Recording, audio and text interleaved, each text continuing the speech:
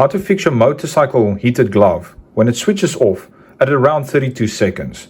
So I'm going to switch it on, and remember guys, this is a very easy and quick video. I didn't want to do too much editing on it, but let's switch it on. You'll see here, I did start the timer a bit late, but you should get roughly the idea that it switches off around 32 seconds, if I remember correctly. So let's just let that timer run quickly. So basically, this glove started switching on and off randomly, not on, but off. As you can see here, I've already started cutting the cables. So that got me thinking, why don't I see what's on the inside? I did strip it, and there's not a whole lot other than epoxy resin on the switch. There it went off, and it's around 33 seconds. Okay, so I wasn't getting anywhere with that, but I took my scissors and I started digging into it. So under the epoxy resin was an MCU. For those of you who don't know what's MCU, it's a microcontrol unit. And as I started scratching off the epoxy resin, I sort of like noticed, here's an MCU. And if you don't know how MCU works, please go Google it. This is not the video to explain to you how MCU works, but basically it's got a MOSFET, it's got a bunch of gates, some and/or gates. So my logic told me, well, if it's got a MOSFET in it, must have some sort of drain to tell this thing to stay on. Because if I just put this on, literally just this battery bank, it will switch off at 33 seconds. So that got me thinking, wow, so this does not detect, or this does not give signal back to this to say I need to stay on. So logic kicked in, and of course I cut off both cables and I installed a LED light across the positive terminal.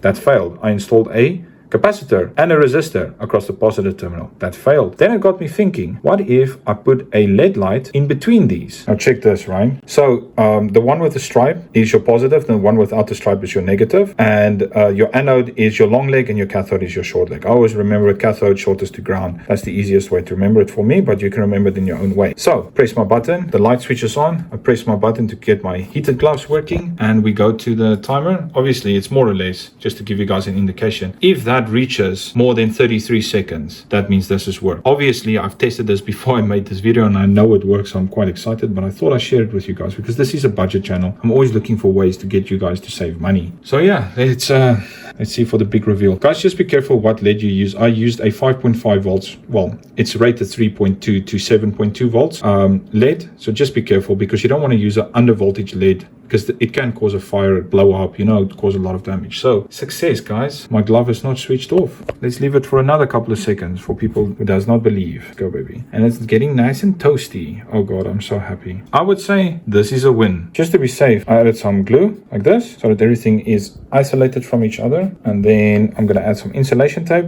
as an extra measure. It's probably not the cleanest jobs, but at the end of the day, it will work.